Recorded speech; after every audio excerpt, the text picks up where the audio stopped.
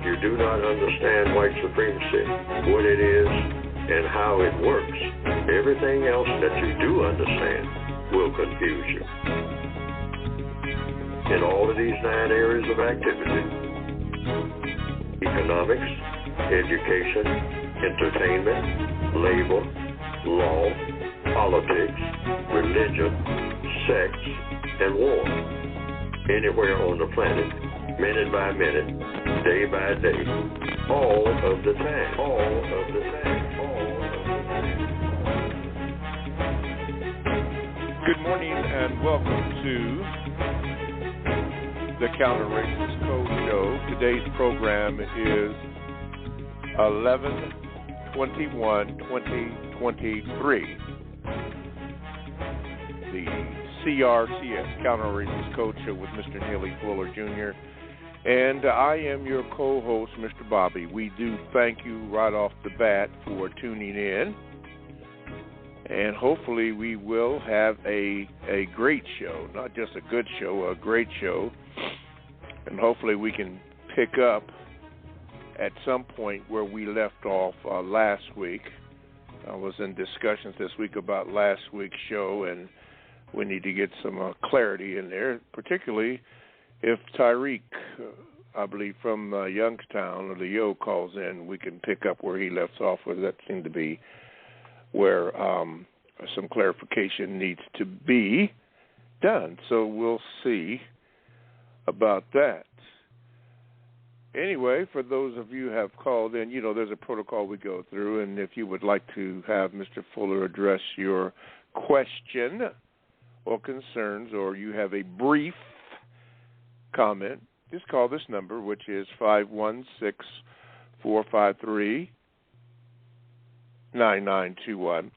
And when you press the number 1 button, I get a little hand that lets me know that we're like a class setting and you have a question or a comment that you would like for Mr. Fuller to address.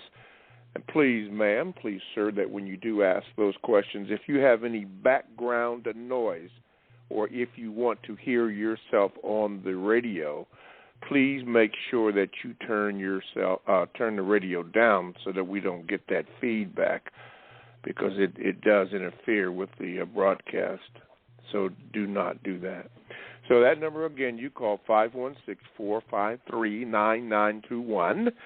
And if you are a first-time caller, you do that, call the same number, but you do this also, or I should say in addition, give the call screener your name and then tell them that you are a first-time caller, and we have a special package for first-time callers. You can also Gmail me if you can't or decide you don't want to use the telephone numbers. You can do that. All you have to do is Gmail me at this address, the numero 7, Mr. Bobby, MRBOBBY @gmail.com. And generally I will send you a symbol to indicate that I do have it, and it will be read at a certain time. I can't tell you when it will be read, but it will be read. But I will inform you or let you know that your Gmail has been read as Mr. Fuller responds to it. And lastly, you can do this. You can go to the get in the chat room, and all you have to do, as Chad Kenyatta has done, and Kuflani, just go to blogtalkradio.com. And when you do that, you want to click on where it says programs. Yes, I think, programs menu. And then when you click the programs, you want the Produce Justice show. You click that on, and then a little box drops down where you can enter into the chat room and get in there. And it's generally pretty good. But I would caution you, particularly the new listeners, please do not use the chat room to ask me a question to ask Mr. Fuller. I will do this, though. If there's something interesting in the chat, I will glean from that and construct a question to ask Mr. Fuller, and then we can go from there. So that is how you get in contact with the show or have something to say, and we do appreciate that. Okay, all the books are in as far as I know, so you can do that by going to producejustice.com. That is producejustice.com, and all that information is on there, including past shows. And then we were told last week that Mr. Fuller's interview with Carl Nelson is on there, and I have some thoughts on that too. Hopefully we will get into that and see what's going on. Okay, 1 minute over my scheduled time that I wanted to do here. Okay, let's get on with the program. Let me introduce to some and present to others Mr. Neely Fuller, Jr. Mr. Fuller, good morning, and how are you this morning? Good morning. I'm still learning.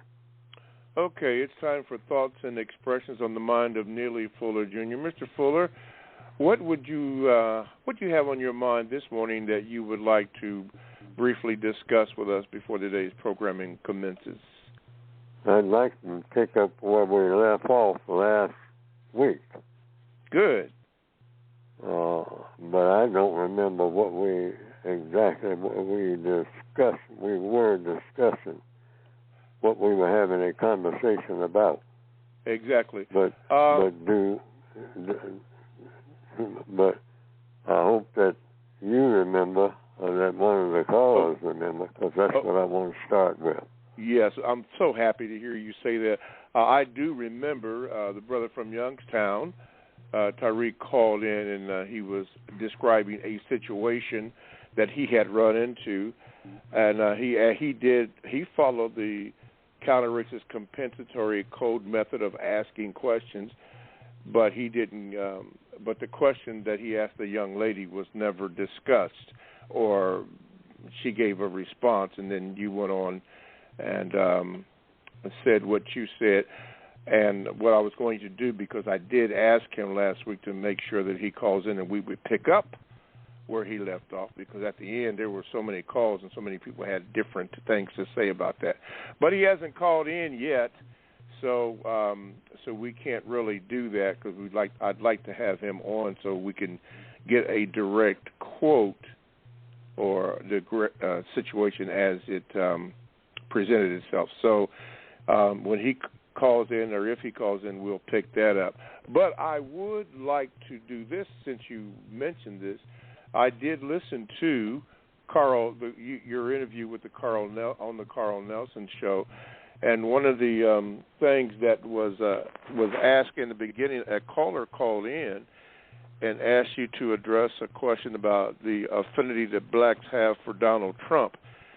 And as I was listening to it, I detected that you went through the compensatory protocol of how to address the question, but I listened to it. In fact, I listened to the entire interview, but when I listened to it, and I listened to it 2 or 3 times, even this morning before we got on the air, the question that the caller asked, or that Carl Nelson read, was never asked.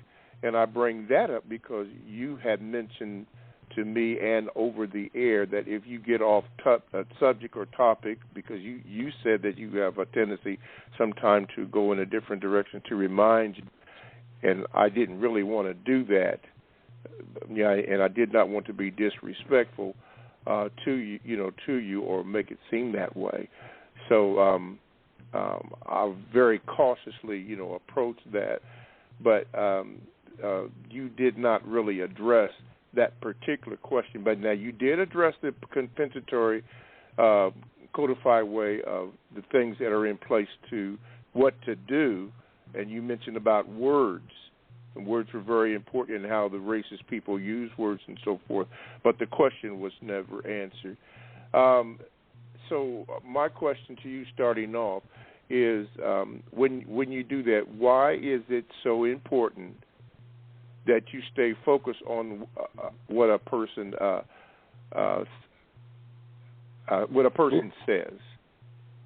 Because it's no different from solving any problem. You're either trying to solve the problem or you're not.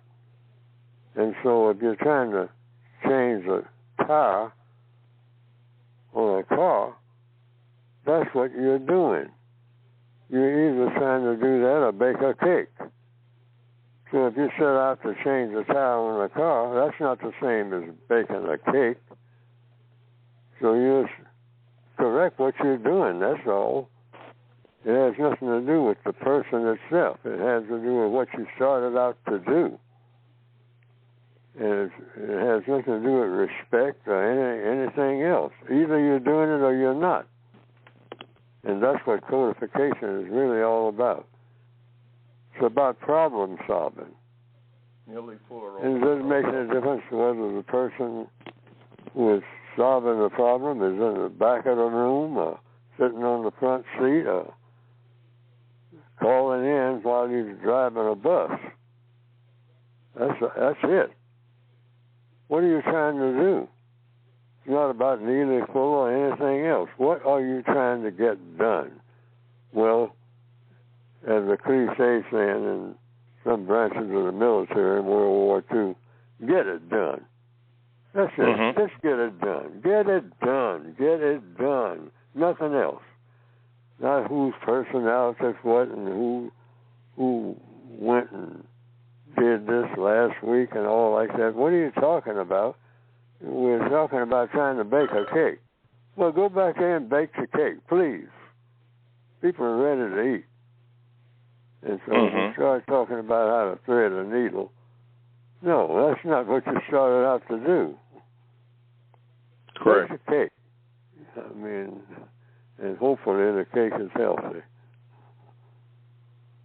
That's I'm it. just trying, yeah. What are you trying to do?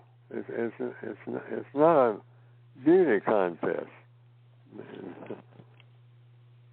We're trying to solve problems. So if anybody can remember what the question was, to solve the problem by getting an answer to the question, that's it. And whomever out there, anywhere in the world, there's a lot of people on the planet say, well, I can solve that problem. Well, please do. That's what we're talking about. If you got an idea, say it. Yeah. And there's no way to disrespect Neely Fuller. Okay. That's not going to happen. That's impossible. All righty. I mean, this is about the issues. Exactly. Okay. Let me see if I can bear with me so I can get the issue what was mentioned here. What is going on here? This is from last week, a week before last. You talk about the system of racism, white supremacy. Is it at work here, or is this something totally different? Well, everything that I talk about is about white supremacy, because everything that I see going on in all areas of activity each and every day, and one of these areas of activity, economics, how people use their time and energy, education, learning things. Let me start the interview over. Mr. Fuller. Let's see here. Okay. Anyway, 10 after the top of the hour. Good morning, Neely Fuller Jr. How do you feel, sir? Good morning. I'm still learning. Good to hear that. Mr. Fuller, one of our callers called in and talked about some black people have this affiliation, this affinity for Donald Trump. And Donald Trump has told them straight up he doesn't like them. What is going on here? Does this have anything to do with what you talk about, the system of racism, white supremacy? Is it at work here, or is this something totally different? Well, everything that I talk about is about white supremacy, because everything that I see going on in all areas of activity each and every day, and one of these areas of activity, economics, how people use their time and energy, education, learning things, entertainment, labor, law, politics, religion, sex, and war. Okay, now I'm going to stop it, right there because the caller had wanted to know what is black people's affinity for Donald Trump, and as you can see, you went through the protocol of all the areas of people activity, and it went on for about, I guess about 9 minutes, which meant that we were getting away from, or you were getting away from, the direct question about the affinity that black people have for, the question that black people have for the affinity for Donald Trump. You went through the mechanisms in place to address the question or why they do that, but you didn't answer the direct question. And now I played that back as to bring back to your memory of how you were addressing. You were putting in the protocols, but the question about the affinity for, as this caller Carl mentioned, about Donald Trump was never addressed. Now, do you recall that?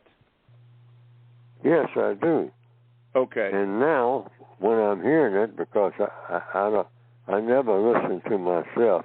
Oh, okay. On the radio, this is the first time, and I don't know when, that I've had a playback of what I said. Mm-hmm. I sound like I'm drunk. That's number one, right out the gate. Mm-hmm. Do you detect that?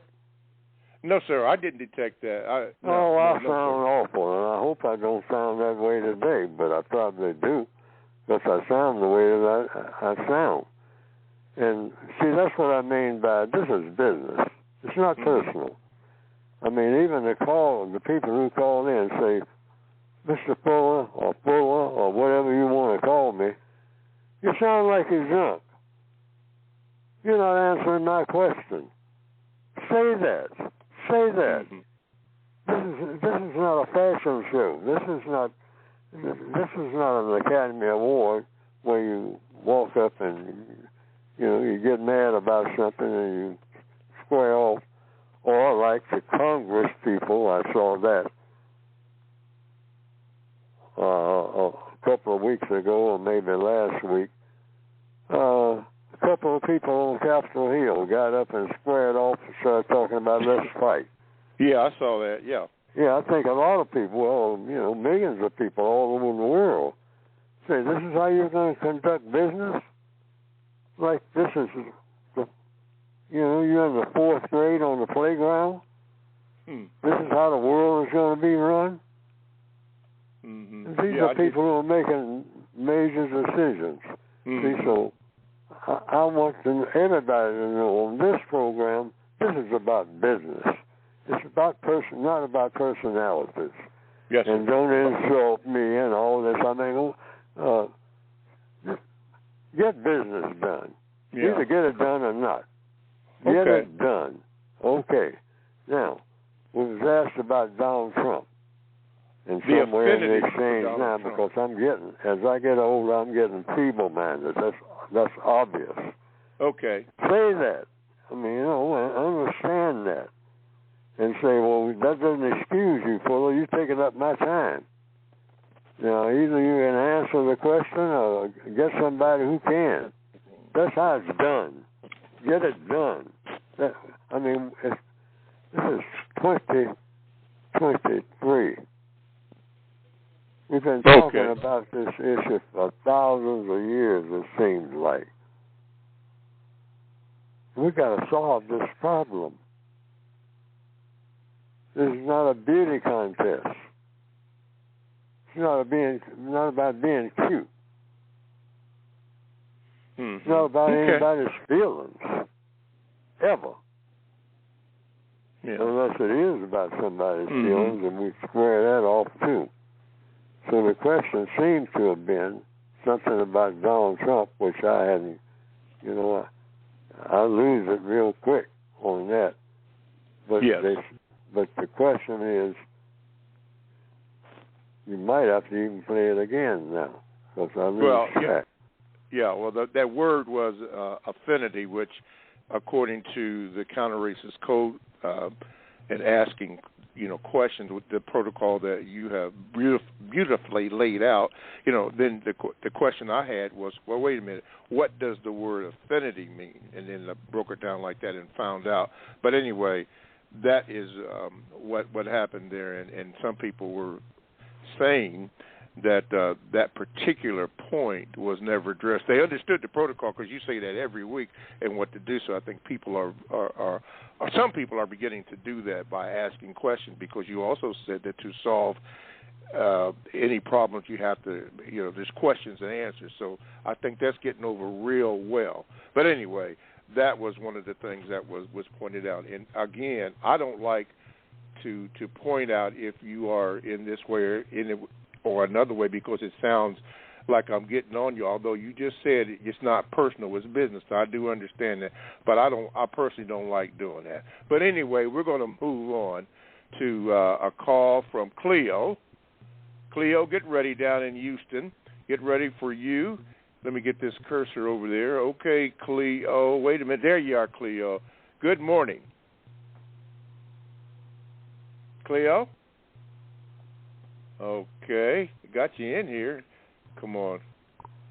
Okay, Cleo, I'll tell you what, I'm going to hold you right there, and then I am going to go to Darnell.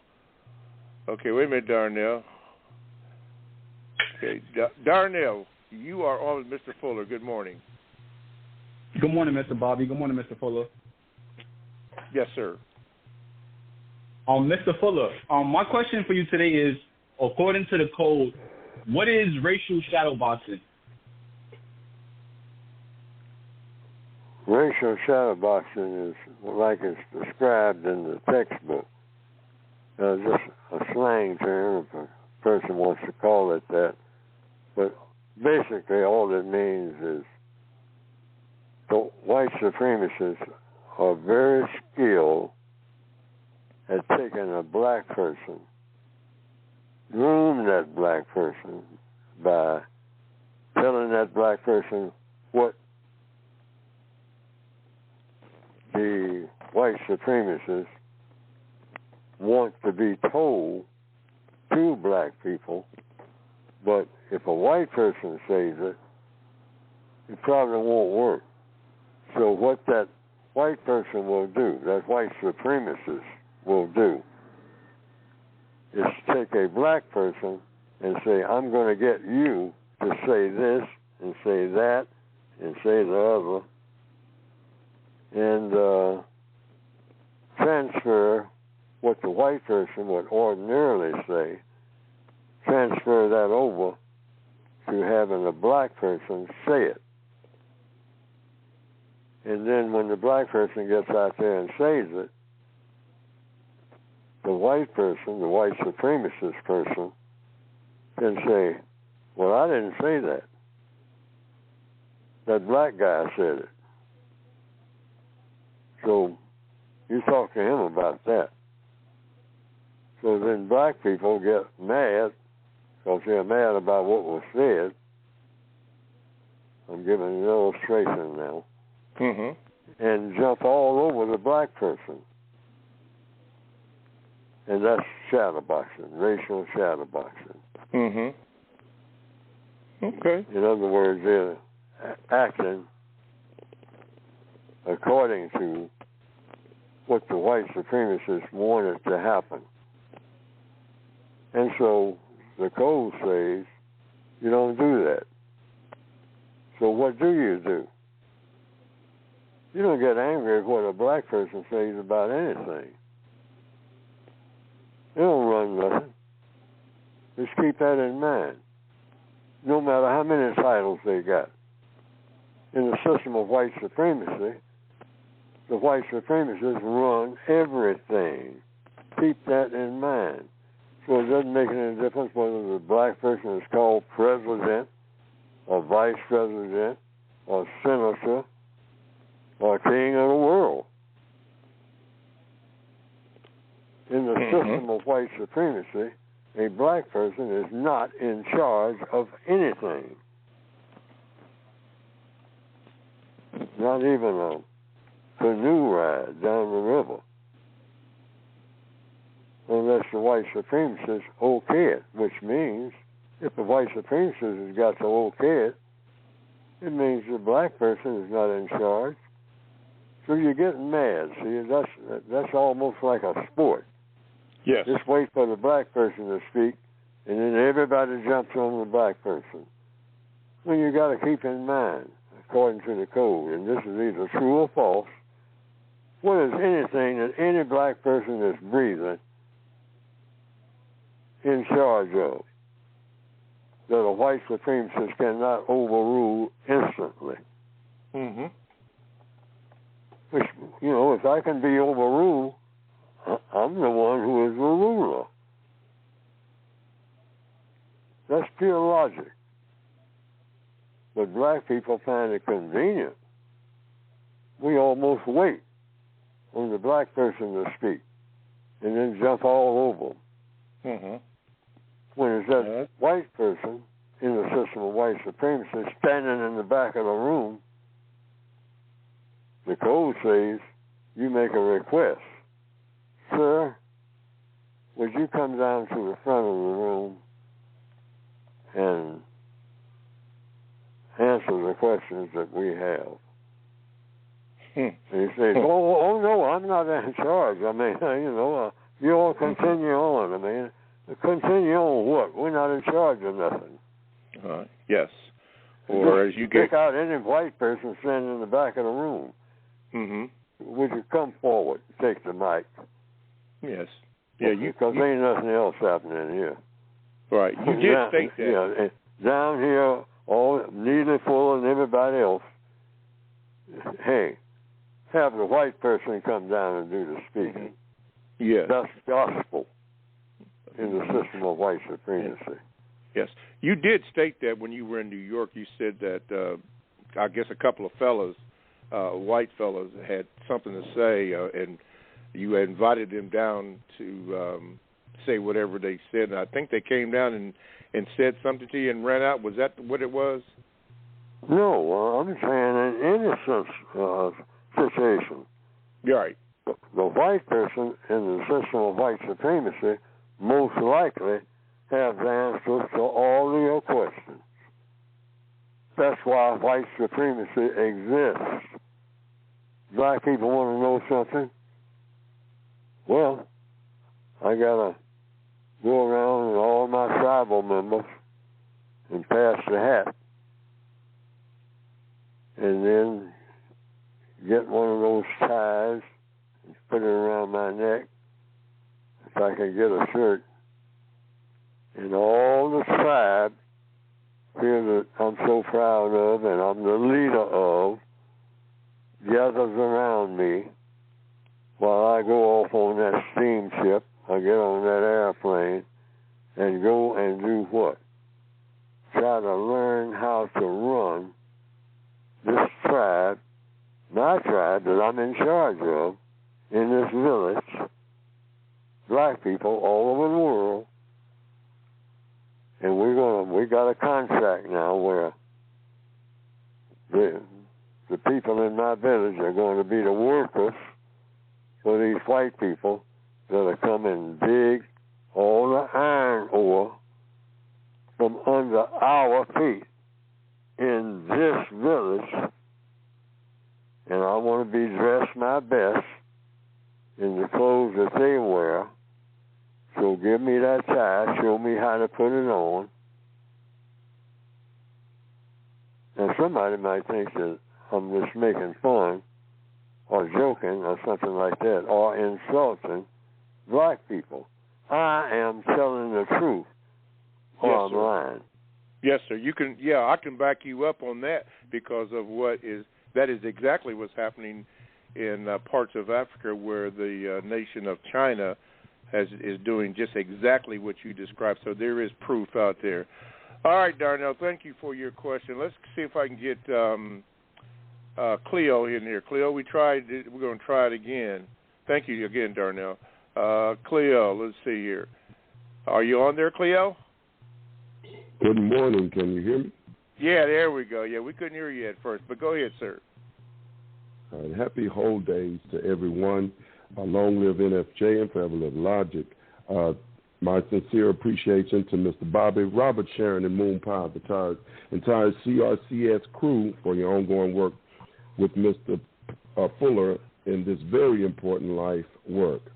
Mr. Fuller, what does counter-racist compensatory logic require people to do about the maldistribution of power and wealth on planet Earth here in 2023? What should we do about power and wealth? Yes, sir. The maldistribution of power and wealth here Talk in to the white 2023. supremacists. Talk to white people about how to get it. I mean, talk to them about the best way of doing this where you are concerned, and just ask them.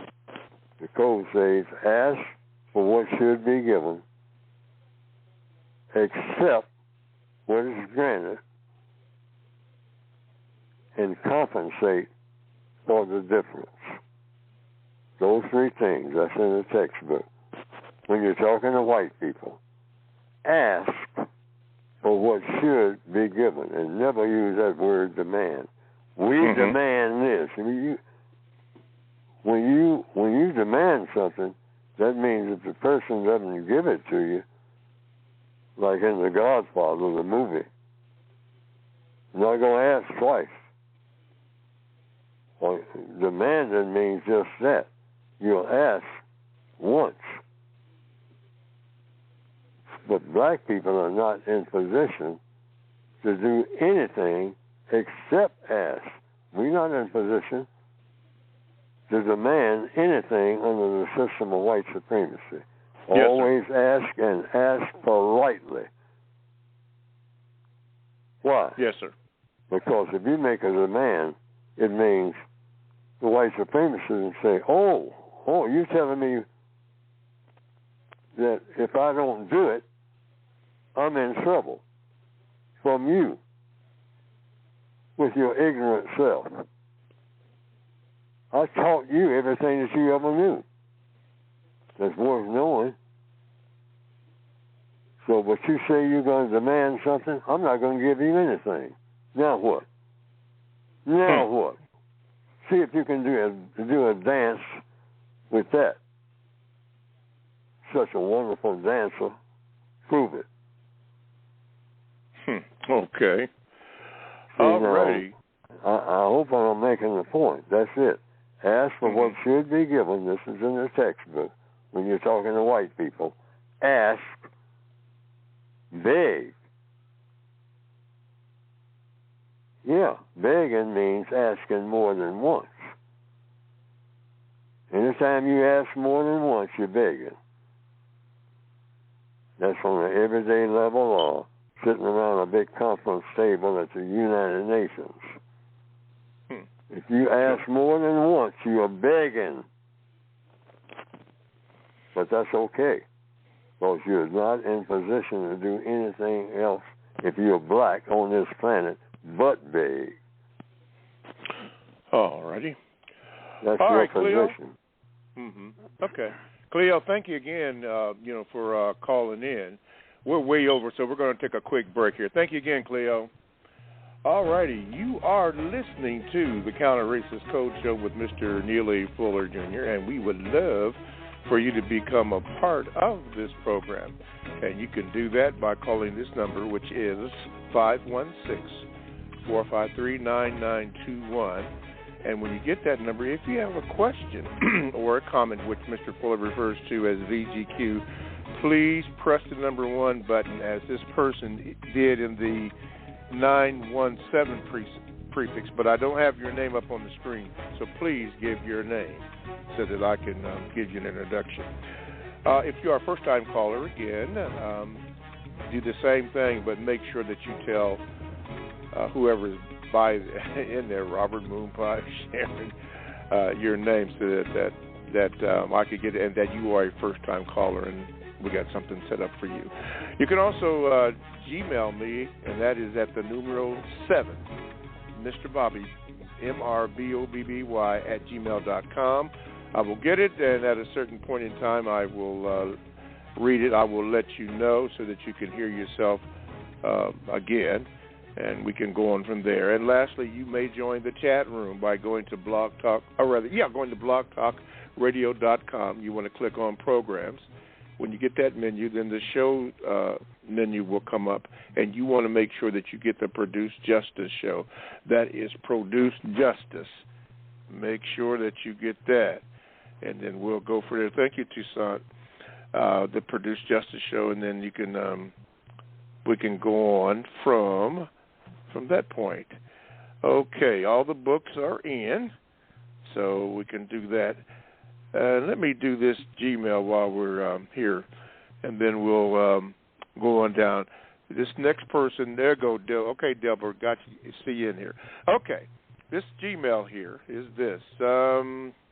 Okay, let's see, who does this come from? Okay, come from Miss, we'll go up, let's just say Garcia. It says, Mr. Fuller, Mr. Fuller often repeats the phrase, quote, stay in the question lane, end quote. This is one of the most important codes and simultaneously one of the most difficult to adhere to. This is because we obviously cannot go through life simply asking questions. Inevitably, we will have to make statements from time to time. The point I'm asking for clarification on this is a three-part question. What's the proper balance, Mr. Fuller, between asking questions and making statements? When you ask questions, you'll learn it. When you're making statements, you're telling what you already know. And so a lot of black people get embarrassed if they're in position to just ask questions, because it comes across as, I don't know nothing.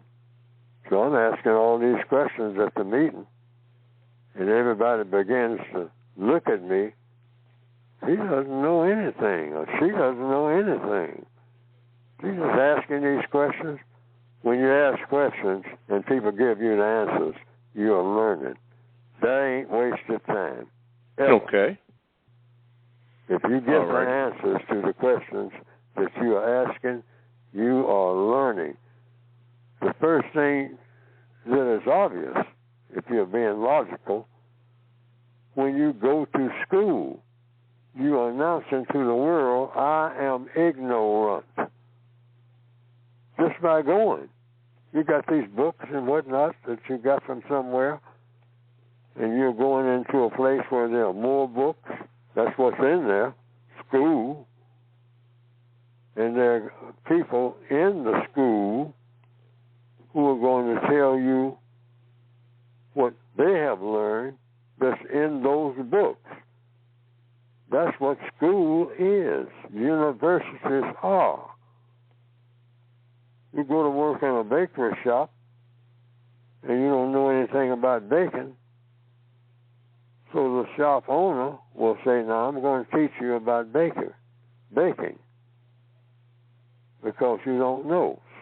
So be free to ask questions, or you're going to be messing up a whole lot of dough. Mm-hmm. And plus not only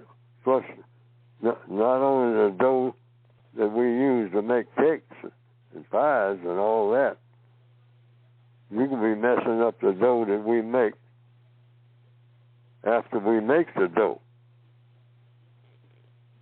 And that is not tolerable for running this bakery shop. Okay. Because there's dough called money. That's what we're after. Yes, sir. All right. And you're going to have to have your questions answered. Yes, sir. And so people understand that. But it seems like, and I was once guilty of it. I hope I'm not guilty of it now. Always being embarrassed when I'm asked a question, and I would get embarrassed. And somebody pointed that out. Say, Fuller, you get embarrassed about being asked a question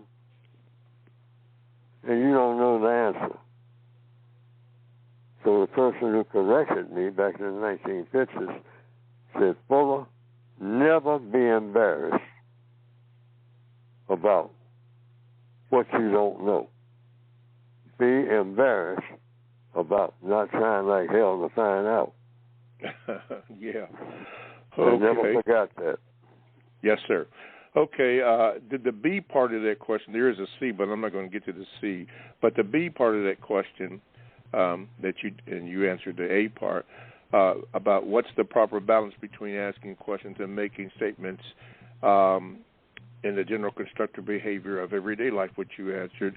And then he says this, what is that behavior when discussing racism, white supremacy with non-white people? Same procedure. You ask them, you know, what do you know about this? And you're always gaining when people answer questions. You're not losing anything. Mm-hmm. And no matter what somebody says to the back of the room, that guy's ignorant. He don't know nothing. He got questions about everything. Keep on asking questions as long as you don't know the answers. That's how all progress is made by everybody. By Elon Musk. You think he was born just knowing what he knows today? I don't think so. I don't think so either. Okay. And, lastly, it's real simple. With that same procedure that you just discussed in answering the A and the B part, the C part, it says, when discussing white supremacy with white people, do you follow the same procedure? What's that question? And last one? It says, what's the proper balance between asking questions and making statements? And the first part was A, in the general constructive behavior of everyday life, which you answered, when discussing racism, white supremacy with non-white people, which you did just answer. And last part is, and when discussing racism, white supremacy with white people. Same procedure. Okay. See, all problems are solved through the process of questions and answers every minute of every day throughout the entire universe. If you're on a spaceship, you got questions. You should have. That was the whole idea for going in space, out of space, inner space, into some other space that's different from this space. Or the space that's already out there. Might be some new type of space. Mm-hmm. But that'll be a question. Wow, I mean, something is happening here. Is this a new type of space? I thought space was space. We've run into a new type of space here. See? Could be. You didn't know that. So now you got some questions. Yes, sir. Okay. Maybe you can get so far in the space that when you wake up from a sleep, you're back where you started from.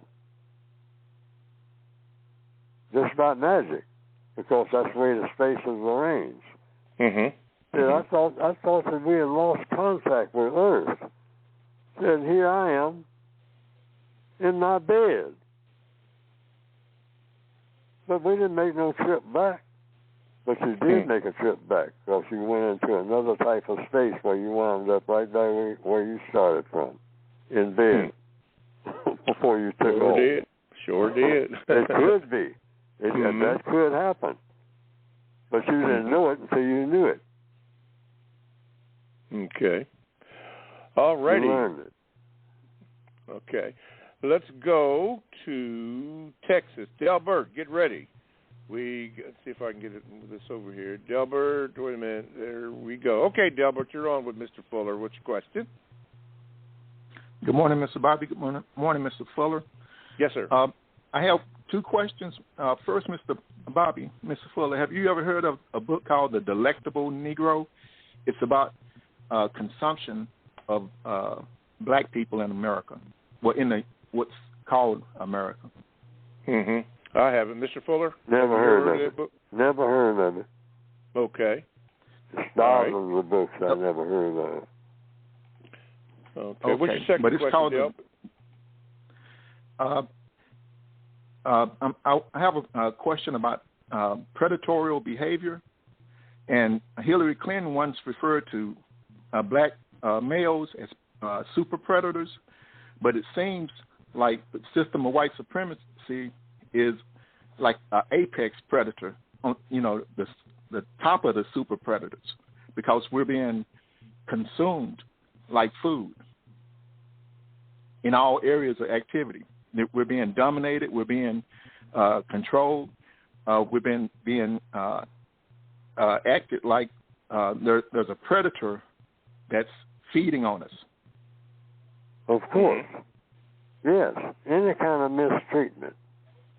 It comes under different names, but it's just plain old mistreatment. That's what racism is. Exactly. Mistreating. So exactly. You can use it. You can look through a dictionary and you can probably pick out all kinds of words to say just that. Predator, whatever. But you can just use a simple language. The system of white supremacy is a system of mistreatment. And nobody ever is supposed to be mistreated. That's all. It doesn't make any difference what type of names you give it. You can have one or two or 1 or 2,000. But if it's mistreatment, it's just mistreatment. It's just mistreatment, yes, sir. That won't do. Racism is mistreatment of people based on color. That's all you got to say. And you can repeat that over and over again and always be correct. Always be correct. ABC, always be correct. Delbert, if you go to the chat room at blogtalkradio.com, and then you want to switch, anyway, go there. You get into the chat room. That what you just said, there's a description. In fact, it's broken down quite a bit. Says task. I felt number 7 has an article on there about that. Even the super predators, apex predators, and all that stuff. Quite interesting. You may like that. So you may want to check that. Just go to blogtalkradio.com. You want to click on where it says programs, and once you get on programs, then you want to Produce Justice show. You get that Produce Justice show, and then the window for the blog chat room rather will come up, and you get in there, and then you can get you can see what is being said. Even I'm looking down at the bottom of the page where it says super predator language. See, there's different terms that you learn, which coincide with what Mr. Fuller has mentioned about learning, still learning. So you may learn something there. Okay, let me see here. Mr. Fuller, let's see, this comes from Raz. He says this, Mr. Fuller, this is from the Gmails. Mr. Fuller, I am a black male who has communication with a black female, including the 8th area of people activity, sex. I am the first black male associate she has had any relationship with in this regard. I have come to learn that she is in denial of racism being a problem. I have come to the logical conclusion that I am mentally unhealthy, and this person seems to be as well. Now, Mr. Fuller, how can we as non-white black people in a male and female interaction learn to communicate with each other in a way to help one another instead of harming one another? Thank you. by questions and answers. Remember, according to the code and according to logic, same thing, supposed to be, all problems are solved through the process of questions and answers. And to give an illustration of how it would work in a male-female relationship or any type of relationship, you just tell the person, oh, do you have a problem? Ask the person a question, rather. Do you have any problem? Do you have a problem with what I'm saying about racism? And if she says, or any other person says, yeah, I have a problem about what you're saying because I don't think it's an issue. So they have, if it's not an issue according to the code, oh, okay, and just let it go. That's what the code says. Let it go. Talk to people about things they want to talk about. If you want to talk about them, if you agree, if you think that the discussion is going to be constructive, and just move on to something else. Don't make a problem if they think it's not one. If she's saying that racism isn't a problem, let it go. Of course, who's going to prove it? According to the code, this is what I'm saying. Oh, somewhere along the way, the code usually, the white code, will let you know that there may be a problem. That's a theory that I have seen hold up every time. You don't have to preach to a person and beat them over the head. In fact, the code says don't talk to people about anything that they don't want to talk about. Mm-hmm. They'll want to talk about it when the time comes to talk about it. And that time will come, maybe not through you. It'll be the white supremacist, most likely, if she's black. Oh, yeah, they'll let you know. Oh, you say you haven't got a problem? You haven't met me yet, have you? Yeah, they'll let you know. They will. Yeah, they don't have to go through nobody. They'll let you know directly through your face. Mm-hmm. Yeah, you got a problem, because I got a problem with you, with your black self. Mm-hmm. You definitely got a problem with me. I'm a white supremacist. I'll teach you real quick if you got a problem. Mm-hmm. Okay. All righty. Don't forget when you call in at this number, 516-453-9921, please, ma'am or sir, please give your name to the call screener, especially since you have your hand up, so that I can address your question. Okay, let's see here. If I can get this over here. Okay, Toussaint, Brooklyn in the house. Represent. You're on with Mr. Fuller. Go ahead with your question. Good morning, Mr. Bobby. Good morning, Mr. Fuller. Yes, sir. My question, yes, sir. My question this morning is, Gus T. Renegade of the Context of White Supremacy podcast, there was a statement that was made that the problem is white people. And as much as I agree with this statement, Mr. Fuller, I've noticed that there's an apprehension when I have these conversations, and even within myself, somewhat scared to say in public or out loud that white people are the problem. And so I would like to ask Mr. Fuller, is there a distinction between saying white people are the problem or white supremacists are the problem? And if so, if you wouldn't mind explaining. Yes, a huge distinction.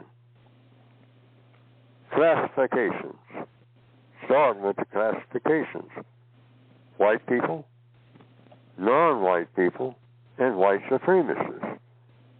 When you're talking about racial classifications, according to the code, It's just those three. They're racial. Black people were members of tribes. When people came around and started talking about your race, we didn't know what they were talking about. That's why we don't know now, many of us. Because that's something that's made up by the white supremacists. You're black. I'm what? I'm a Watusi. Say the same thing to people who are called Indians. I'm Osage. I'm Creek. I'm Cherokee. I'm a red man? Where'd you get that from? I never told you I was a red man. I mean, red man? What's a red man? A red man is you. With your dumb self. That's the white supremacist response. Say, well, why am I a red man? Because I said so. It was just that simple. Mm-hmm. So, what the code says, since that is the power dynamic in the entire world now, that's the standard. White race, black race, that's something invented by white supremacists. Nobody knew anything about that before them. That's why they were so good at it. They came up with something new. And that something new turned out to be the most powerful force on earth. Because nobody else understood what they were doing until it was done. That's obvious. The evidence shows that. Nobody else figured out. Who are these people that keep talking about somebody being a member of a race? I know Neely Fuller never said anything about I was a race member until I was taught that. Mm-hmm. I was taught that. I was taught that I was a member of a race. I didn't come into the world talking about I was a member of a race. I never joined no race. That was beaten into me. You're a member of a race. Well, race, what's race? I'll teach you. And they did. Mm-hmm. Okay. All righty. Well, look, it looks like we have just about come to the end of the program, or there's the first hour, not the end of the program. So we're going to get ready to close it down. We want you to remember to get the books and publications at producejustice.com. Please do that. And also, as you call this number 516-453-9921, please give your name to the call screener since you have a question so that I can properly I'll give you an introduction. Thank you, Toussaint, for your call. So, Mr. Fuller, in the last, 2 more minutes here, I'm going to give you the last word before we go into a new hour. So, Mr. Fuller, have at it. ProduceJustice.com. That's what we're supposed to be doing. And as we go into the next hour, I want to emphasize something that's been on my mind and I haven't been emphasizing enough. The turmoil is increasing and confusion is increasing. But it's also an opportunity. And I think that black people, since it seems like Neely Fuller and people like him who talk about this white supremacy thing, that's not just what I want to talk about. I'm talking about producing justice. So I want to emphasize to the whole world, since Neely Fuller usually and people like him just keeps talking about white supremacy, white supremacy, white supremacy over and over again. I want to talk about when you talk to white people, I want to emphasize this. Always talk with peace in mind, justice in mind. Yes. All of the things that people should be doing. Mm-hmm. When you talk to white people, don't talk with the hostility that I use even on this program. It sounds like I'm being hostile. I'm being hostile not against people. or being hostile toward an idea and a practice. Okay. But when you interact with white people, always be polite, even when they are not. Always be peaceful as best you possibly can. And always keep in mind, nobody is supposed to be mistreated, including white people. You don't mistreat anybody. That's right. Okay, well, we're going to close out the first hour. Thanks for listening. If you have to go, if you're going to stay, we got one more hour of the Counter-Racist Code Show, which will commence in about 10 seconds.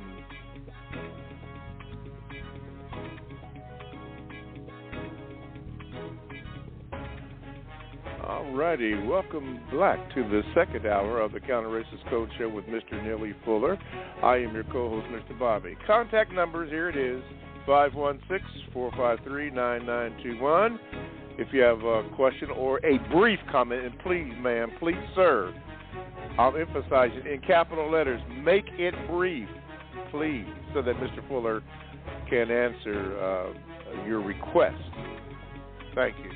Thank you in advance for doing it. Just make it brief. If you're a first-time caller, do the same thing, except for this. Make sure that you tell the call screener that you are a first-time caller, and we will go on from there.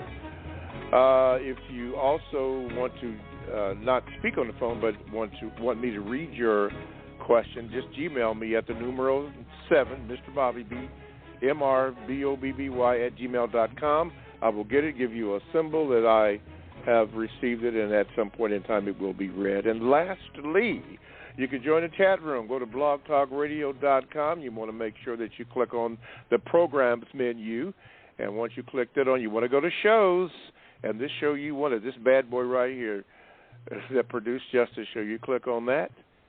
That chat room is available for you to get in there and do the chat thing. Okay.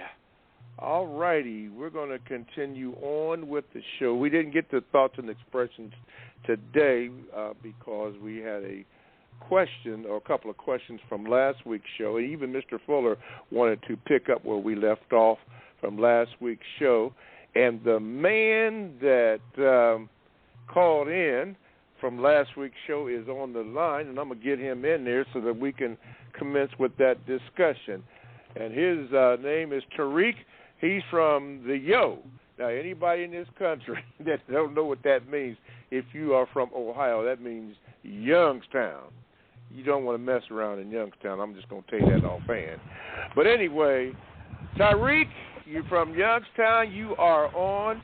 Mr. Fuller and myself have been waiting for you to call in. Thank you for calling in. And we want you to go back to the question that you asked last week as you approached that lady, or tell the story so we could have everybody who was listening and who wasn't listening can bring up the part and have Mr. Fuller address that question. Okay, well, I hope you can hear me. I'm outside because I had to go to a guy's place. My neighbor, I put did some stuff to my truck this weekend, and he's a mechanic, so I'm at his shop. I'm outside, and it's raining. But anyway, I want to say grand rising to you and Mr. Fuller, and thank you for taking my call. But like I said, what happened, I don't know how much time I'll have, but what happened is a young lady I know, I actually met her. I have a nationwide delivery service, so we moved some stuff for her to North Carolina. Well, she ended up liking me a little bit. So one particular phone call, she says, I want you. So, of course, my question is, what do you mean by want? Kind of went off the rails by then because she says, well, you know what I mean. You just trying to be smart, blah, blah, blah.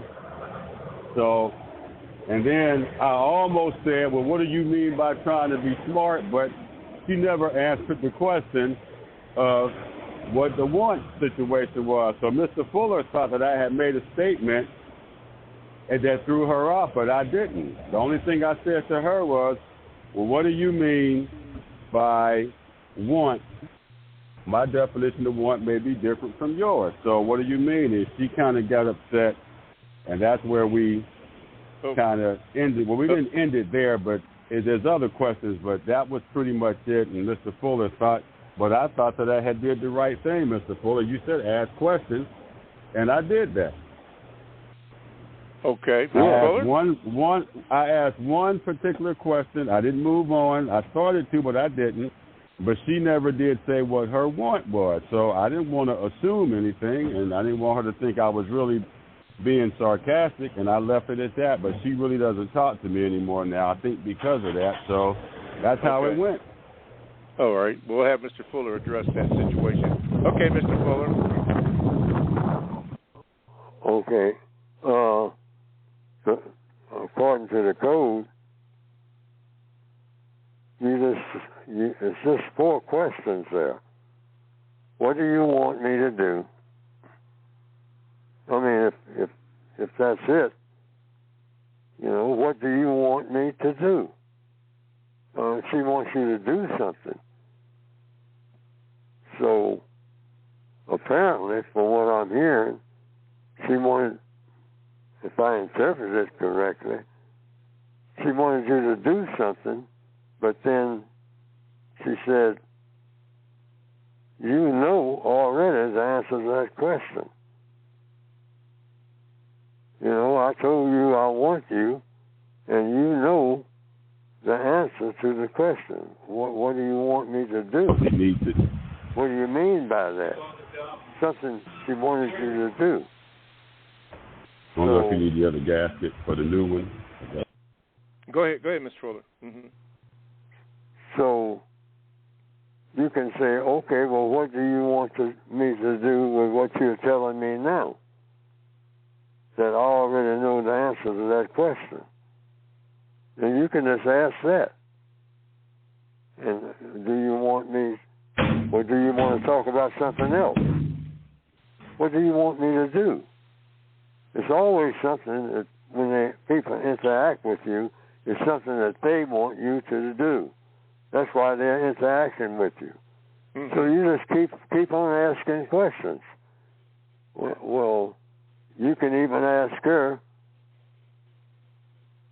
what questions do you want me to ask or answer? You. How do you want to conduct this conversation? Mm-hmm.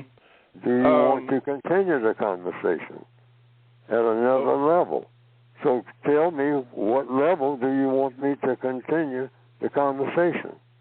I'll talk to you as long as you want to talk. That is, if you want to talk to her. So that's all. It doesn't break anything up. You can even ask her, are you angry? At me asking you that? Tariq, now you asked her because you said that you needed some clarification on what she meant when she said, I want you. Is that correct? Yeah. See, anybody would tell you, since I was a kid, I've always asked questions. I asked questions when I was younger. Why Jesus white? Why this, that? Why white folks? So I've always asked questions. Now, yes, sir. I assumed, I didn't want to assume what she said, I want you. I mean, any man would probably say, okay, but I'm not like that. And, right. And Mr. Fuller, you said keep asking questions, but we could never get to that point. And to be totally honest with you, I don't have that kind of patience. I don't entertain. If I ask you a question, you don't answer it right away. And she was getting a little perturbed. So I followed the code, Mr. Fuller. You say if you think a conversation is going to go a certain way, leave it alone and come back to it later so people can cool off. And she was kind of getting that way. So I did, followed the code, and I said, okay, well, and once she said, you just think you smart. And I said, no, I would like for you to clarify what you were saying. And she said, well, I'm just going to get off the phone. So, and that's how it ended. We never were able to get back to it because it never came up again. And then she really doesn't. So, Mr. Fuller, I did.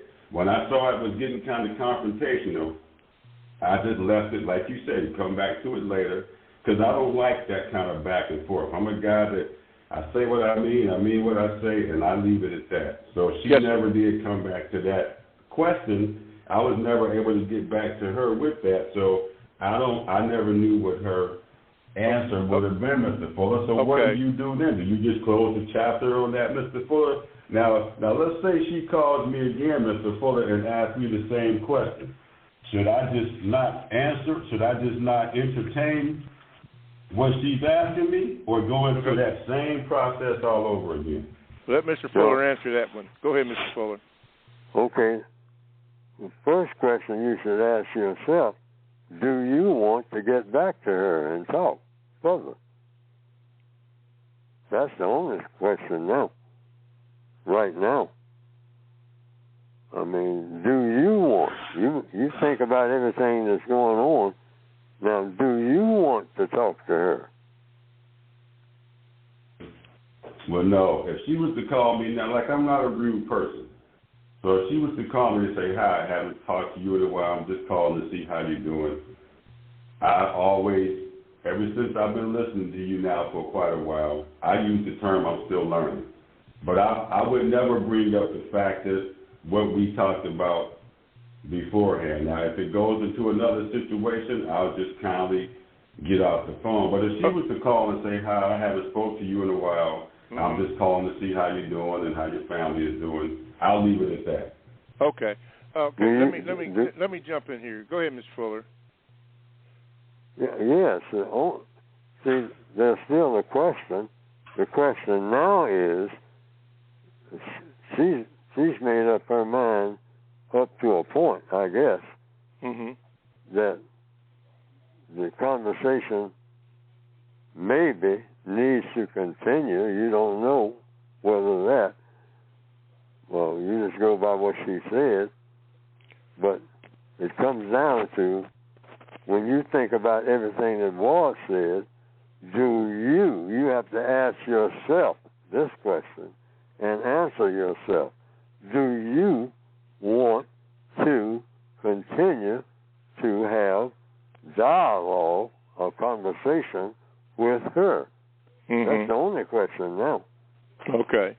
Well, you know, for whatever reason. Looking at it from a third party, he couldn't go any further because he was following the code by asking, a question that she did not answer, and the code indicates that you shouldn't go to another question until the first question is answered, which he was trying to get her to respond to, and then she went off. She made a statement about him being smart or whatever.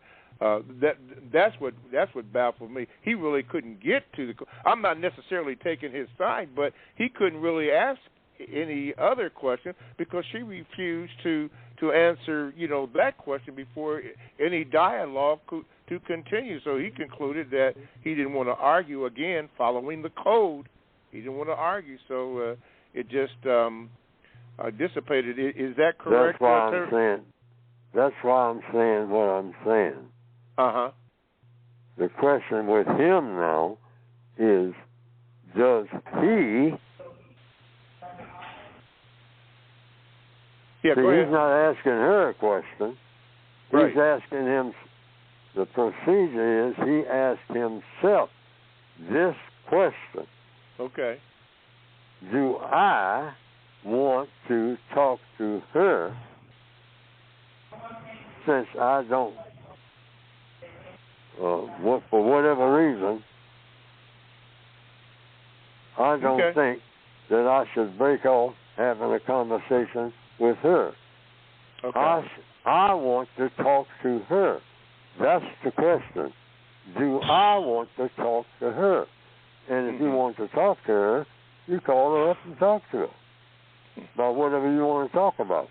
Continue what you started before, or change the subject. Do you want to talk to her? That's the question. That's the only question. All righty. Well, thank you, Tariq, for calling back and bringing a little clarity to the situation. Appreciate you, brother, so much. And thank you, Mr. Fuller, for taking the time to address that particular issue and try to clear it up as as possible. Tariq, bless you. Have a good one, man. Yeah. Thank you. All right. Thank you. All righty. Continuing on. Oh, here's the number again. Call in 516-453-9921. Phone lines are now open. Let's go here to AP. Let me see if I can get you on here, AP. Okay, AP, you're on with Mr. Fuller. What is your question?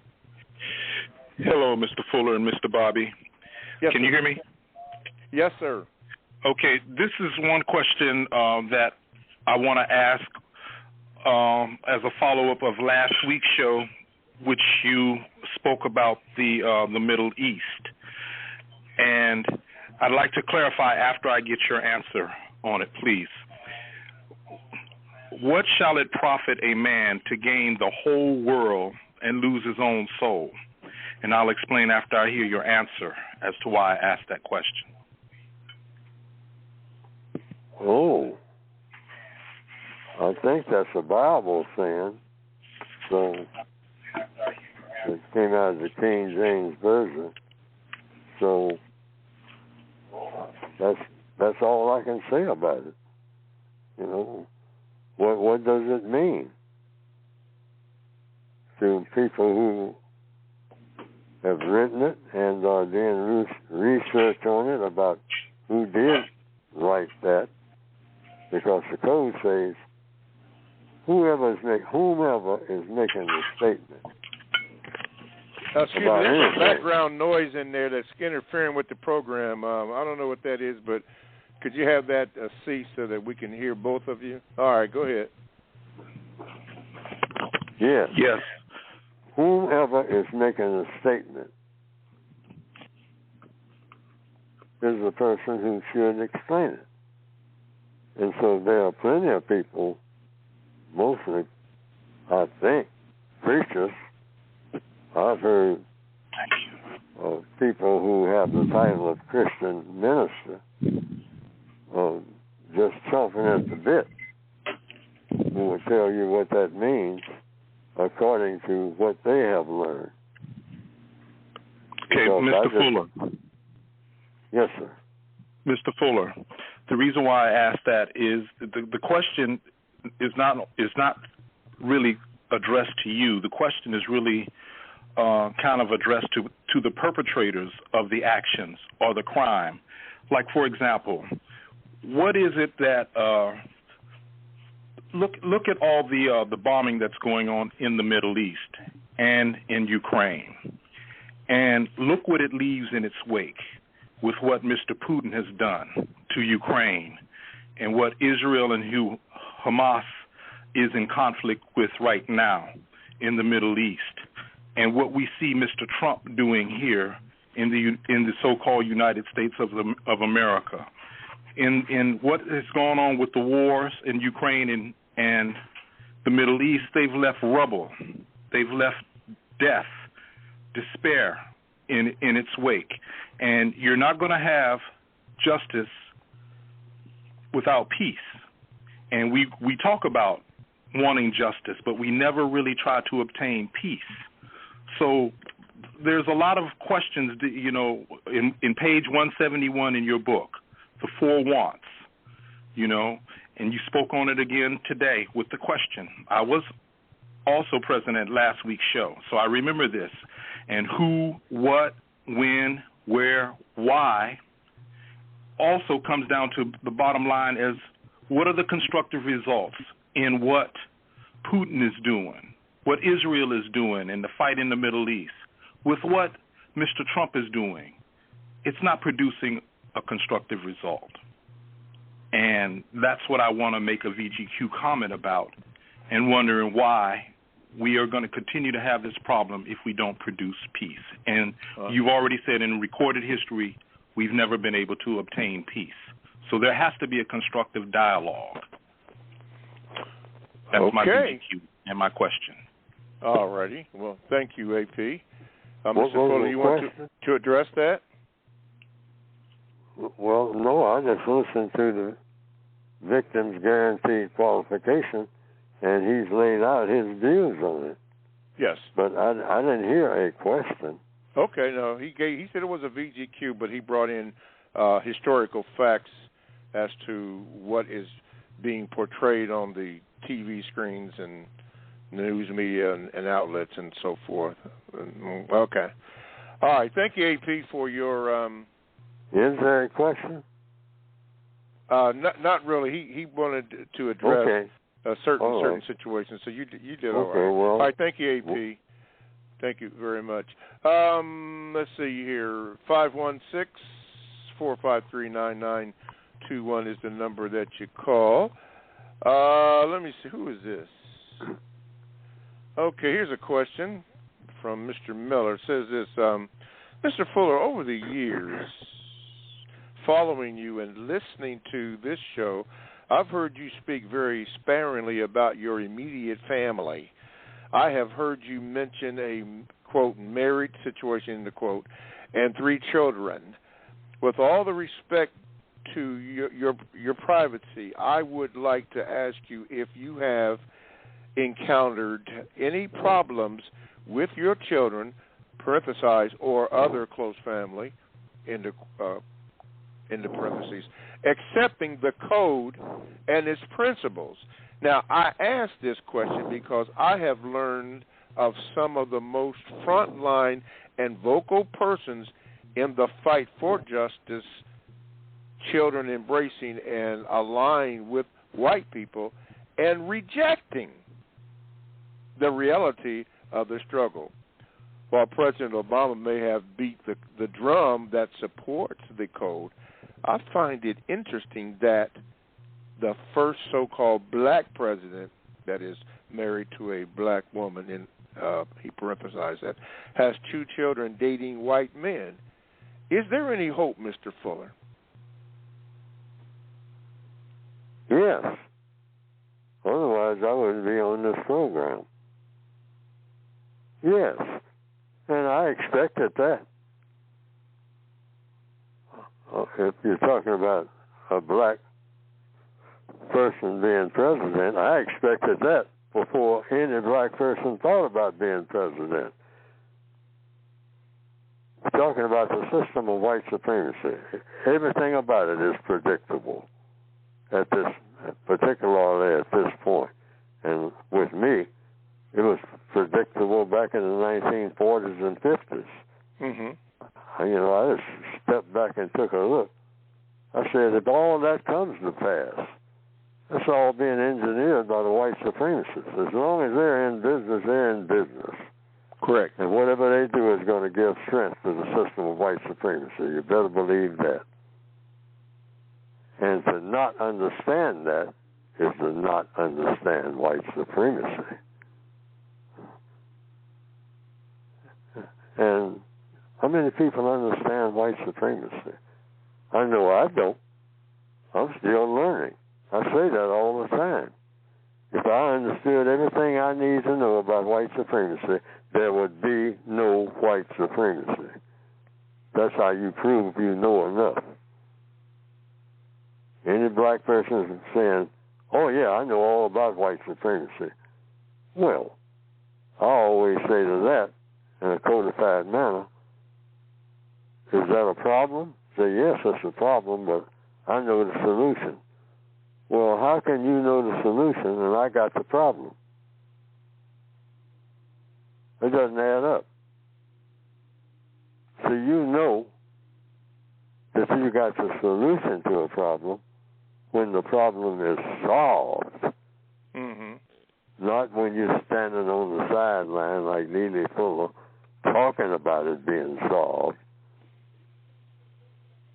You got the solution when the problem is solved. That's the only way to look at it, logically speaking. Okay. All righty. There is, and I did Gmail him back, there's a statement by, matter of fact, of VGQ. It was addressing Tariq's situation. And it said, what do you mean? And it says, hi, Mr. Fuller, hi, Mr. Barber. Regarding the caller about I want you, after re-listening to last week's program, the caller made the statement, no, I don't. Now, when I listened to it, I did not hear him say that, but he may have. I mean, I probably couldn't catch everything, but you addressed the problem in a codified manner, and he addressed that too, and we did get somewhat, some clarity on that. I myself would like to know, what does that mean? I don't want to assume I want you. I think I know what that means. Particularly if a woman says that to a man, I would need some clarity on that myself. But this person wrote that the statement was made, no, I don't. Well, I didn't hear that, so I'm not going to say that wasn't said, but I didn't hear that. You could be right on that. I don't know, but we'll address that. I will continue on with the show. 516-453-9921 is the number, or the contact number, to get in contact with today's show, and you may do so. We have a couple of lines open, so you can do that. And I'll tell you what I'm going to do. I'm going to take a break right here so we can go right through to the end of the program. Okay, you are listening to the Counter Racist Code Show with Mr. Neely Fuller Jr., and we appreciate the fact that you do that. Now, to get in contact with the show, all you need to do is to call that number, 516-453-9921, and be sure to press the number 1 button if you have a question or comment, or VGQ. Make sure you press that button, and please be clear. And I would ask, please, ma'am, please, sir, if there's any background noise that you're in a certain area and so forth, please try to eliminate that as much as possible, because it does interfere with the show, and sometimes you can't hear you or can't hear what Mr. Fuller is saying. It's very disruptive. So please, ma'am, please, sir, please be conscious of that, as we are all still learning. You can also Gmail me, and that is at my Gmail address, which is the numeral 7, Mr. Bobby, MRBOBBY @gmail.com. I'll get that. I will give you a symbol that I have it, and at a certain point in time, when the call volume is low, like it has been a little bit today, but it's been interesting, I will read it, and then I will respond to it to give you a chance to hear your question and respond to that. And lastly, you can join the chat room, which many have. All you have to do is go to blogtalkradio.com, and you want to make sure that you click on programs. This program. The program box will come up, and when it does, you want to go to shows. Go to shows. You want the Produce Justice show. Stop right there. Click that on, and then you're in the chat room. And there's some good information in that chat room, and you can take it or leave it or apply it as you would like to. Okay, that's it. Now let's get to the books before we go back to the callers. Don't forget, particularly the person in that 772 prefix, please give your name to the call screener. Mr. Fuller, talk about your book for a few minutes before we continue on with today's show. Yeah, well, basically, the book is about solving the race problem through individual action each and every day. Thought, speech, and action. Thinking about it, speaking about it, either directly or indirectly, and then taking action on what you're thinking about and speaking about. And doing this without even mentioning, if the situation is such, that how to go about solving the race problem without even mentioning the race problem directly,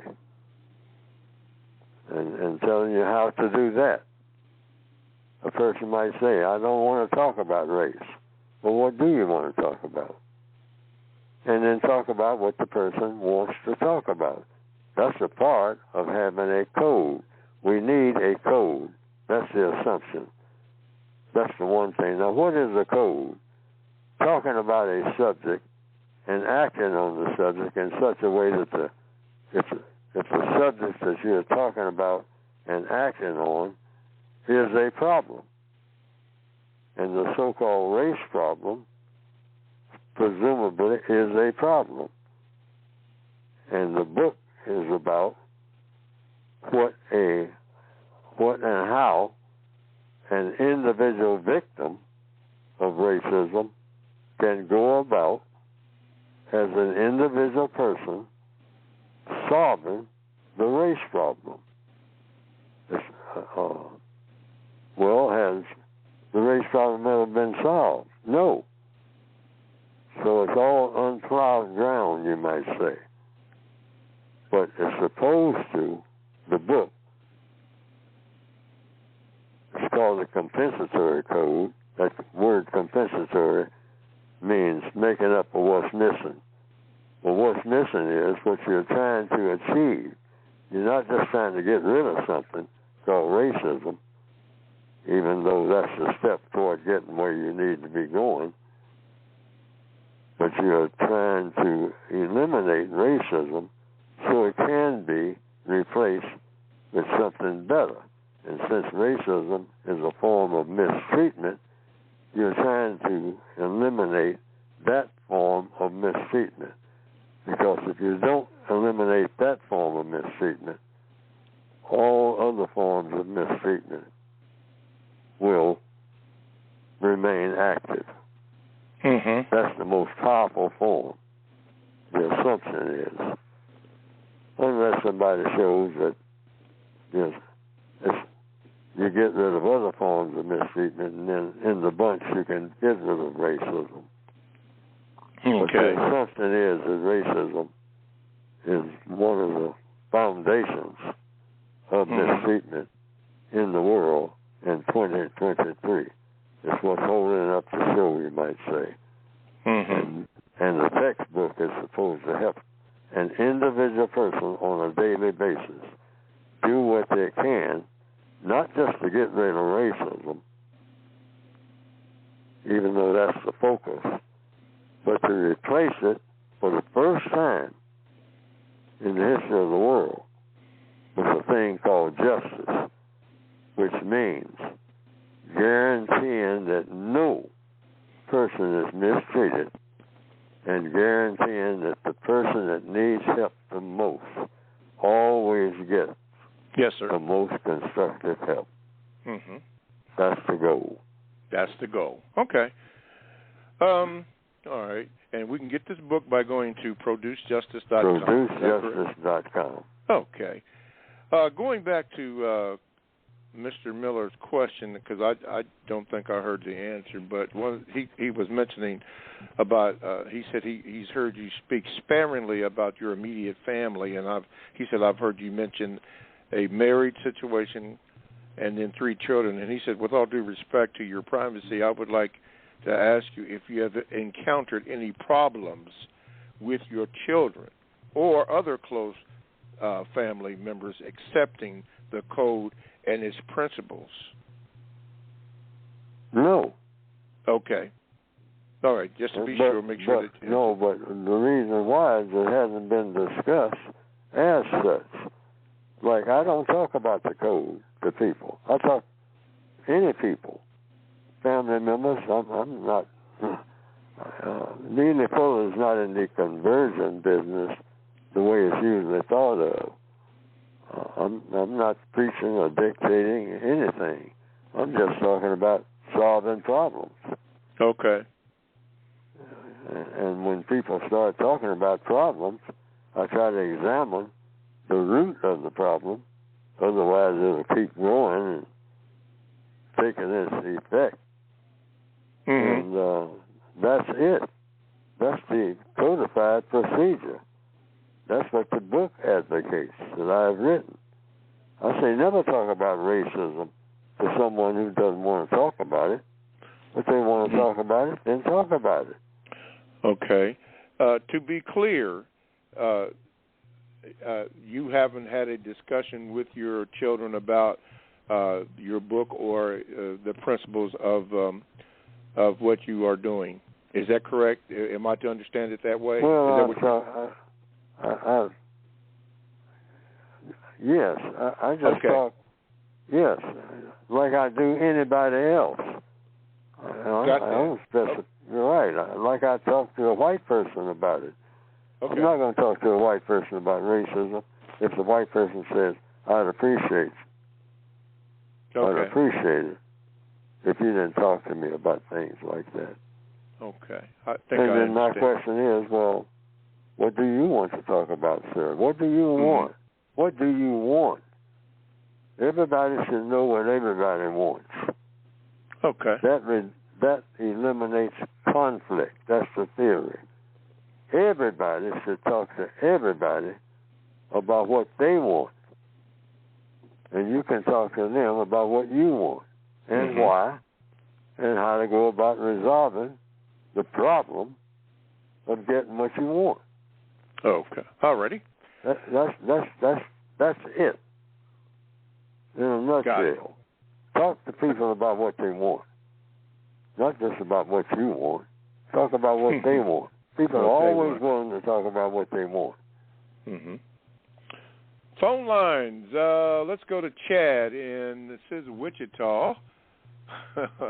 Okay, wait a minute. Okay, Chad, you're on with Mr. Fuller. What is your question? Yes, top of the morning. Yes, sir. My question would be more of in the line of the first hour dealing with money.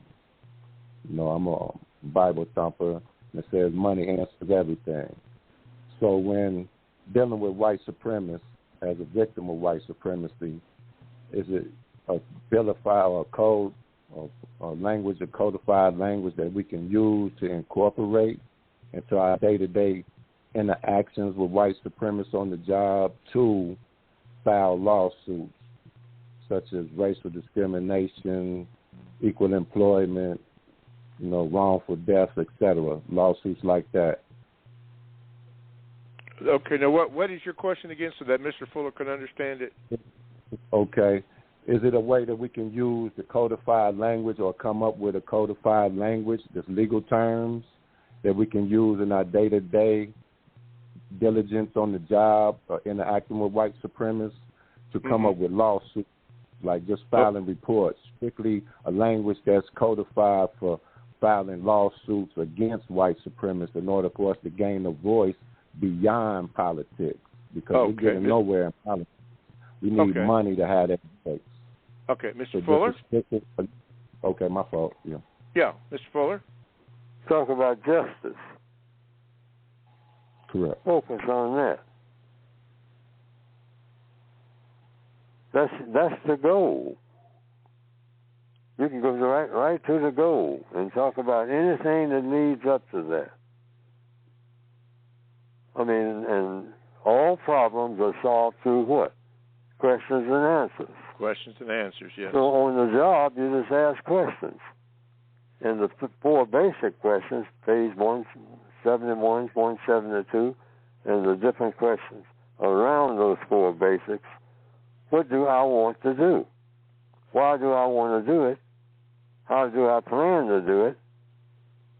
And what do I expect the constructive result to be? Those four questions apply to every situation on the planet 24 hours a day when people interact with people. What do I want to do? And then you ask everybody else, what do they want to do? Why do they want to do it? And don't go to the third question, or the next question, rather, until you have already answered fully the question before you. You never move to the second question before you have answered the first. Yes. Or gotten answers to the first. Yeah, you don't want confusion. And answer to your question, so you don't have confusion. Yes, so sir. on the job, with any kind of people, or anywhere you happen to be, those four questions always apply. There isn't a situation where they don't apply. Okay. That's to give you a lead off. And then everything that you read, from whether it's the Constitution of the United States, or the Magna Carta, or Charter, as they call it, or anything, all the books that they have on the job where you are, where you have, and the rules and regulations. Examine them in fine detail. But you always do so with it in mind, those 4 questions. That's out of the code book. Yes, sir. First, asking yourself and getting answers to those 4 questions. What Very do I good. want to do? Why do I want to do it? How do I plan to do it? What do I expect the constructive result to be? Okay. And that information can be obtained by going to producejustice.com and getting the revised Expanded edition, 2016 edition, and on page 171 and 172. Got it. Just that alone will help you through any situation. But you'll have clarity. That's what we want, clarity. Okay, thank you, Chad. Thank you, Chad. Mr. Fuller, before we take Trey in Florida and the person in the 574 prefix, thank you, Ken. Okay, Ken, thank you, in South Bend. Okay. About that, because you want clarity when you're asking for something so you can cut down on the confusion. Well, I forgot the question I was going to ask, so anyway, it doesn't matter. Okay, Trey, get ready. Trey in Florida. Let's see. Okay, and then we'll get to Kenneth in South Bend, who happens to be a new caller. But first, Trey, since we called your name, get ready, Trey. Here we come. Okay, Trey, you're on with Mr. Fuller. Go ahead, please. Yes, sir. Mr. Fuller, my question to you about the law of compensation. Do white people give up something in order to be a white supremacist? For instance, their humanity. That is my question. Okay. Yes. Why? Because there's nothing humane about the system of white supremacy. Racism is white supremacy. White supremacy is racism. It is a system of mistreatment of people. That's what it is. Now, it accomplishes, the system accomplishes a lot of things when it comes to handling, when it comes to handling things. But while it's doing this, lots of things get done in a very efficient manner, but it destroys the humanity in people. And that's why it needs to be replaced with something that is theoretically better. And that something, so far a theory, is a system of justice, which means guaranteeing that no person is mistreated, number one. And number two, guaranteeing that every person who needs help gets the most constructive help, starting with the person that needs help the most. Now, that slows things down, but it's the only formula that people have available to them with the resources that are available that should be done to replace all of the so-called systems that have come before it, because the system of justice has never prevailed in recorded history on planet Earth among any people. Yes. All righty. Thank you, Mr. Fuller. Let's continue on as time winds down. Got a new caller alert in South Bend, Indiana. New caller alert. This is Kenneth. Kenneth, let's see. You are on with Mr. Fuller. Good morning, and what is your question? Well, I guess mine would be more of a VGQ and a statement. And my VGQ would be, I was riding down the street one day after praying this, that, and another days, and then it dawned on me, because I heard y'all talk about gated communities, and I came up with a acronym for it, and that would be, they want to be in a position where they can gain access to essentials daily. This is the concept of a clan, gaining access to essentials daily, and that's what they can do by being in those groups like that. Gain access to essentials daily. And my other statement was, one time I was in court, and I was presenting my case, and they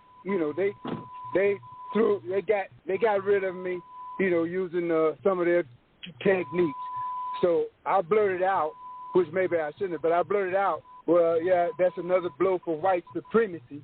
And one of the clerks jumped up immediately and said, oh, the word is not white supremacy, it's white supremacy. And that made me take another look at words, because they are the great definers of words. They're the great definers.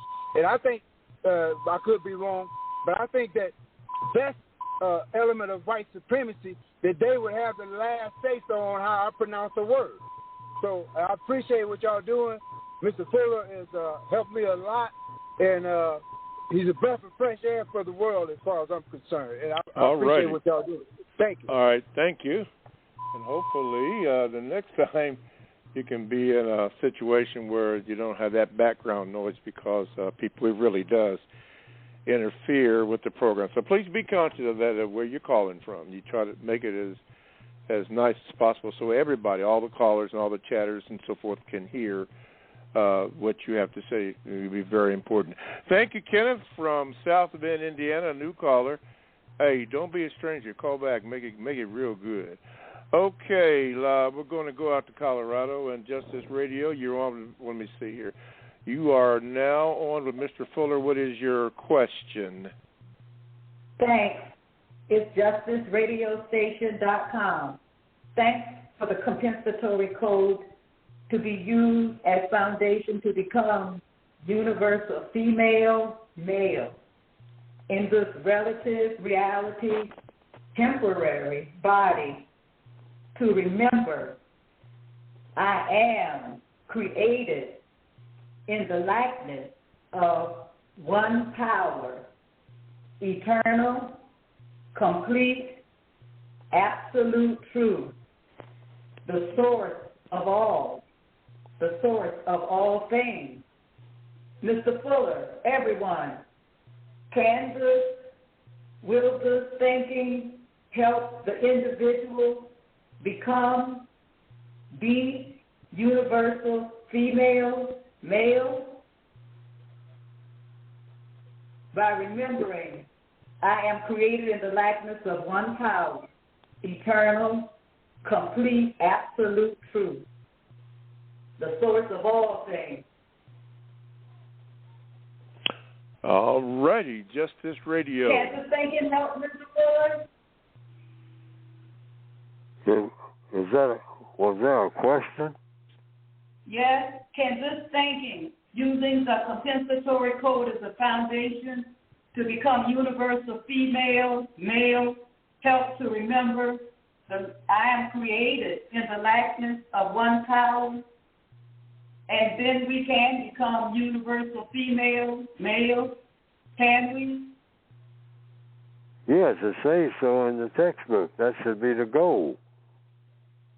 That Amen. all people should be universal. We are in the universe, and we should be the best quality of people as individual persons that a person can be in everything that is constructive, never anything non-constructive. So people have asked me down through the years, you're talking about perfect people. And I'm saying yes, to the extent that there is such a thing. Mm-hmm. Perfect people. That's what we should be working to be. And there are no people nowhere close to that. And someone might say, and I've heard it, well, that's not going to ever happen. Well, lots of things that people said have never happened have happened. I've witnessed that myself. Yes, sir. So that should be the goal, even if it's not possible. Try to do the impossible. Always. Try to do the impossible if the impossible is constructive and you can think about doing it. Yeah. Just because on the basis, yes, just thinking about it. Mm-hmm. Well, it's impossible, but I'm going to try to do the impossible. That should be the thought. Yes, sir. Compensatory logic. Yeah, that should be the thought. I'm going to try to do the impossible. Yes, sir.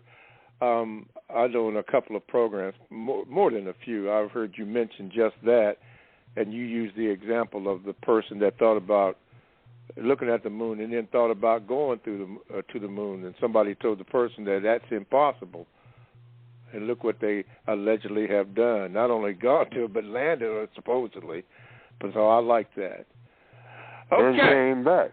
And came back, yeah. Unless it's a big lie. That's why I put a little curve on the end of it, unless they lying to us, which a lot of things are suspect, but that's another story. Mr. Fuller, we normally do this at the very beginning of the program, give the thoughts and expressions on the mind of Neely Fuller, Jr. Well, guess what? This day, we're going to do it at the end. Mr. Fuller, what is on your mind in terms of the thoughts and expressions on the mind of Neely Fuller, Jr.? Well, really, that was it this morning when I wanted to continue what was discussed before. Mm-hmm. I've been thinking about it ever since because, like I said, I definitely detect from my not being able to remember exactly what that discussion was about. So I found out that this what's on the mind of Neely Fuller. Neely Fuller had better put it on his mind that he's gradually losing his memory. And I can't remember a question even as it's being asked on the air. Mm-hmm. In other words, I want the entire audience, if I begin this, and I've already started, to sound like I'm getting a little retarded. I'm getting retarded big time in my own estimation. Okay.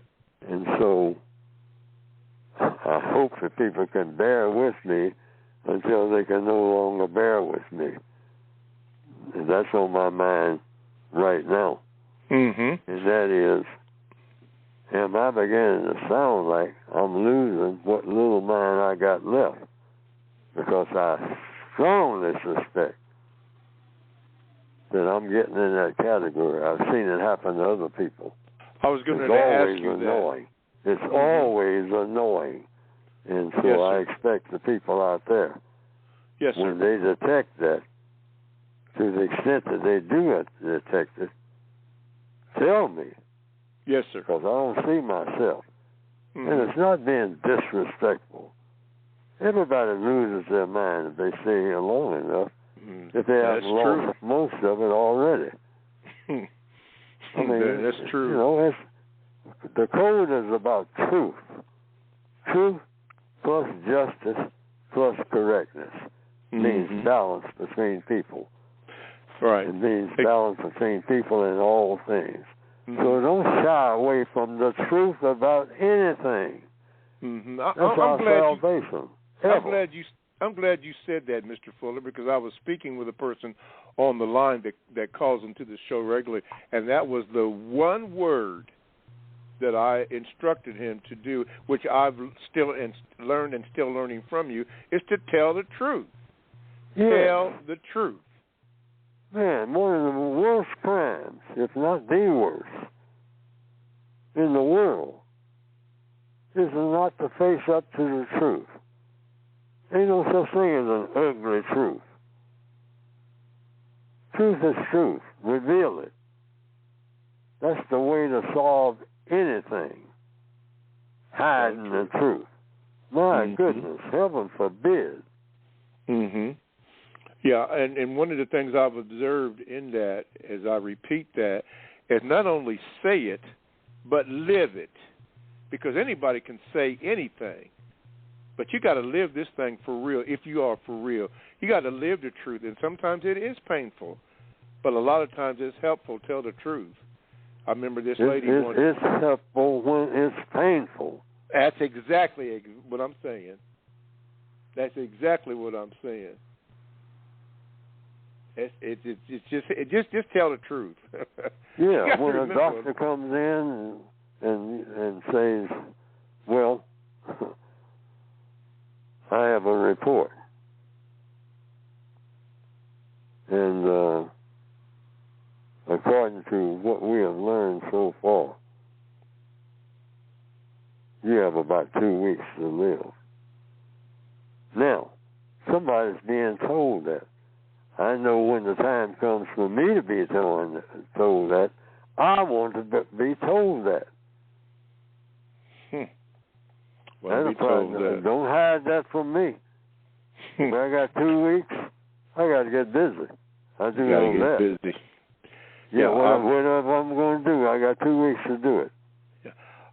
So if that doctor, it won't do no good to tell him that. It'll hurt his feelings.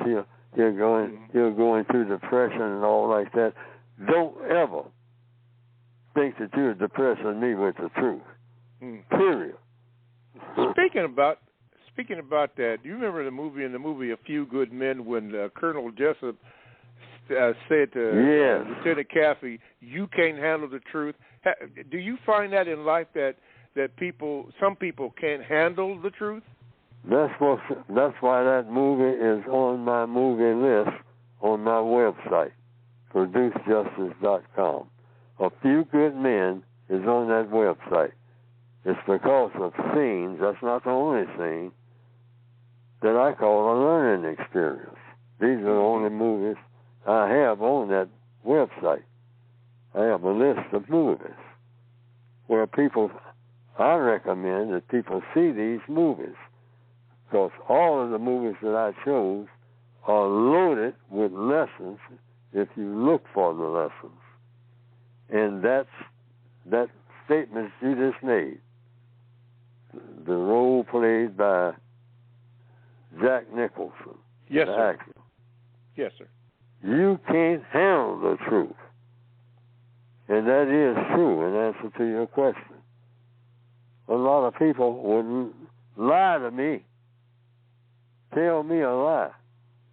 And getting back to what the conversation started off with on this program this morning, getting back to that, it sounds like the young lady wanted to be lied to.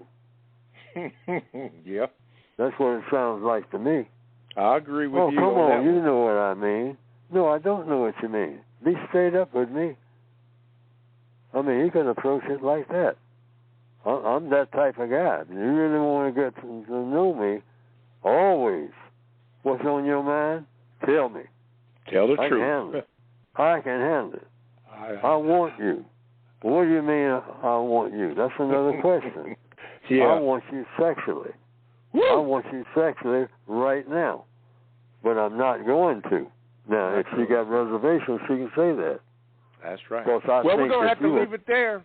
Yeah, we're going to have to leave it there till next week. Right. But, man, that was powerful. That was good. You can't handle the truth. Mr. Fuller, thank you. All your callers, thank you. Gmailers, thank you. People in the chat room, thank you. we will try to be better next week. Mr. Fuller, again, thank you. ProduceJustice.com with the book. Mr. Fuller, the last word. Go ahead to you. That's it. Produce Justice. Go and try to get the books if you can afford them before Thanksgiving. All right. Thank you, Mr. Fuller. Thank you, everybody. Hopefully see you next week.